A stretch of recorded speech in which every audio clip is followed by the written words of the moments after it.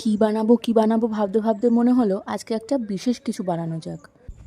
তো তোমরা কি গেস করতে পারছো যে আমি আজকে কি বানাতে চলেছি? চলো আমি বলেই দিই। সামনেই তো রথযাত্রা, তাই ভাবলাম একটা রথ বানালে কেমন হয়।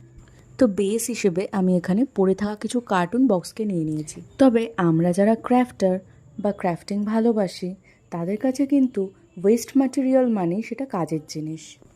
এই কার্ডবোর্ডগুলোকে একটু গ্লসি ফিনিশ দেওয়ার জন্য আমি এখানে ইউজ করে নিয়েছি কিছু গোল্ডেন কার্ড স্টক। ছোটোবেলা কতই না সুন্দর হয় না? ছোটোবেলায় বাবার সাথে বসে রথ সাজানোর দিনগুলোর কথা মনে করলে এখনও মনটা ভালো হয়ে যায়। তো কথা বলতে বলতে আমি 3 তলা রথের জন্য 12টা পিলার বানিয়ে নিয়েছি। দেখো, রথ না হয় হলো, এবার তো চাকা লাগবে, নয়তো রথ চলবে কি করে। আমি পেন্টিংয়ের জন্য বেশিরভাগ অ্যাক্রিলিক কালারই ইউজ করে থাকি। সেই লিডগুলো